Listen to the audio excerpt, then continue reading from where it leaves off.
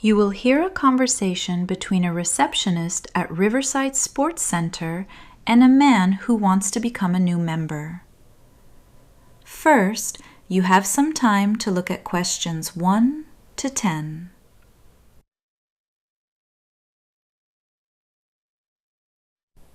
Now listen carefully and answer questions 1 to 10. Good afternoon, Riverside Sports Center. How can I help you? Oh, hi there. Yes, I'd like to register as a new member, please. Could you take my details? Of course. Let me just pull up the membership form. Right. Can I start with your full name? Yes, it's Daniel Hargreaves. That's Hargreaves.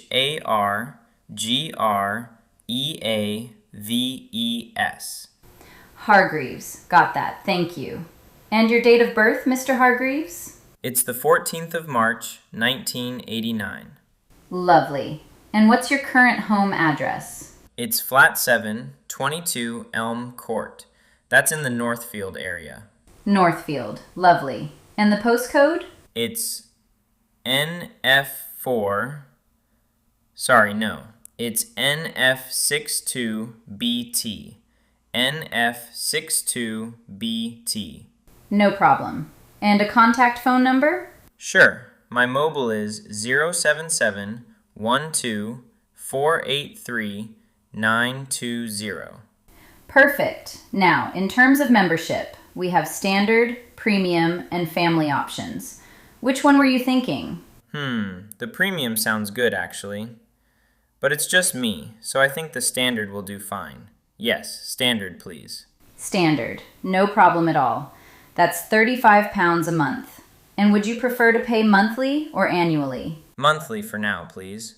Great. Just out of interest, how did you hear about us? Well, I did see a poster near the library, but actually it was a friend who recommended you. She's been coming here for ages. Oh, wonderful. That's great to hear. Now, which facilities are you hoping to use? Mainly the swimming pool, and I'd really love to try the yoga classes. I think they're on Wednesday evenings. They are, yes. Wednesday at 7 p.m. Are there any health conditions we should be aware of before you start? Yes, I have a mild knee injury at the moment, so I need to avoid high-impact activities for now. Noted. I'll flag that for our fitness team. And lastly, would you like a locker assigned to you? Yes, please. A small one is fine.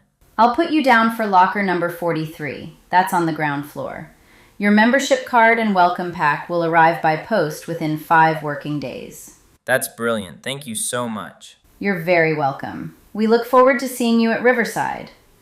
That is the end of section 1. You now have half a minute to check your answers.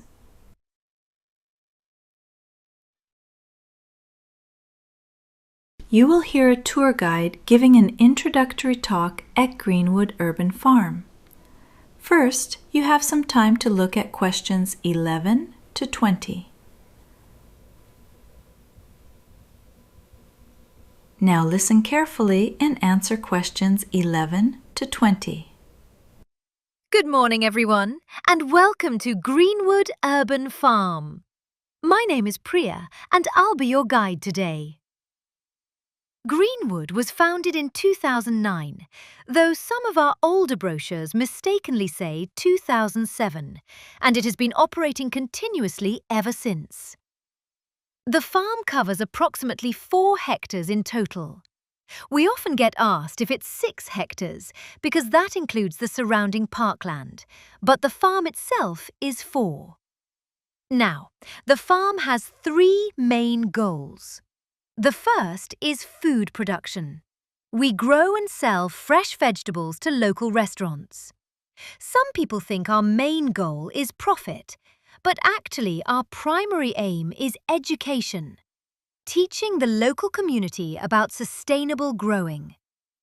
If you look to your left, you'll see our beehive area. We have 14 active hives this season. Last year we had 20, but unfortunately a disease affected several colonies over the winter. The honey we produce is sold exclusively in our on-site shop. We did briefly sell at the farmers market and online, but we found visitors really valued being able to buy it here directly. Let's talk about volunteering. The farm relies heavily on volunteers. We currently have around 80 regular volunteers. At our peak, we had over 150, so we're always looking for more people to get involved. Volunteers must be at least 16 years old to work in the growing areas. Younger visitors, say 12 and above, can join our junior program, but the main farm work requires you to be 16.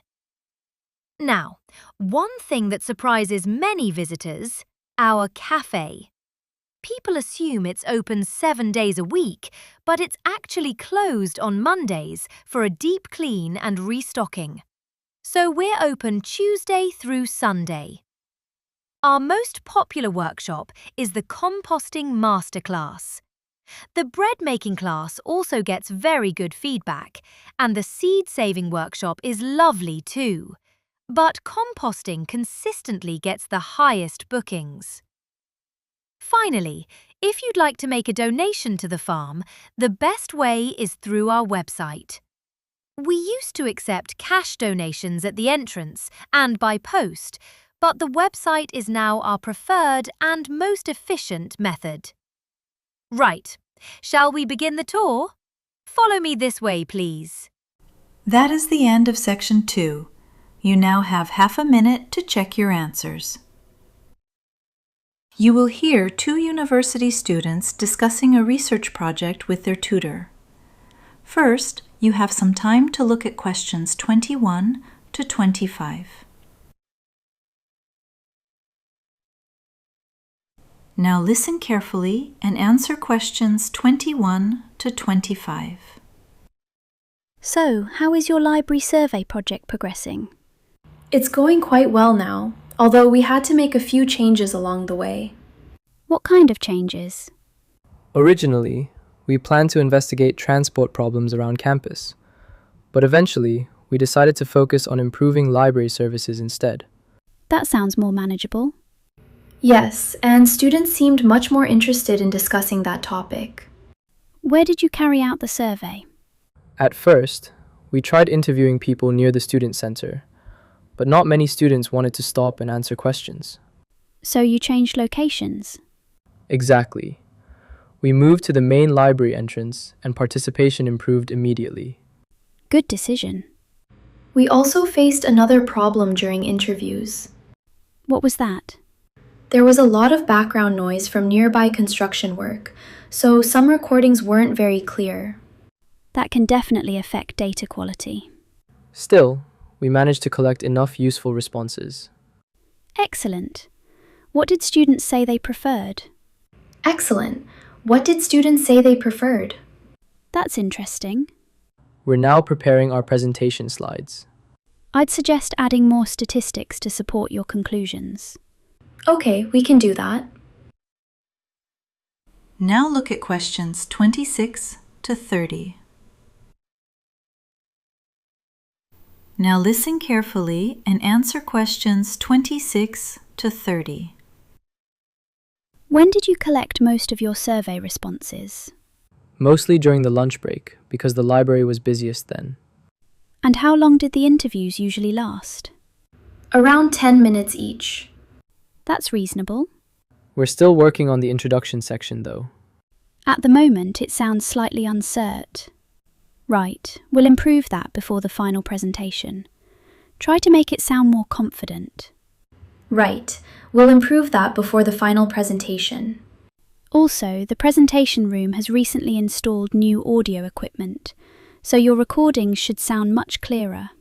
That's good news.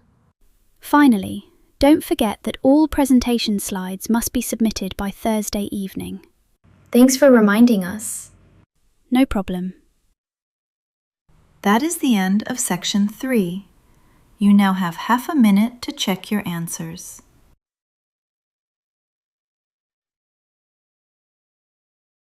You will hear part of a university lecture about the development of modern cities.